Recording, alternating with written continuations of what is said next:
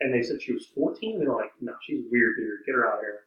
And then now she's on like third family. You're like, this bananas. So how did they figure If it out? you look at, I'll try to find a picture. She looks old, like weird. So, again, I don't know nothing about kids. But every time a kid is say something, I'm like, it's just a kid. Like you're gonna make every decision for the kid at all times, all day, every day, kind of thing. It's like if your heart came downstairs like I want to be a boy. First of all, you're like, well, let's talk about that for a second. Yeah. Like, you want to walk me through this? And like, I'm pretty sure that a 3-year-old has no logic at all.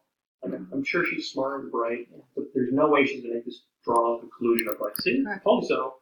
It's wacky. It's a wacky position to take. I don't know. I just feel like I feel like it's something in you and you do know. And I feel like to make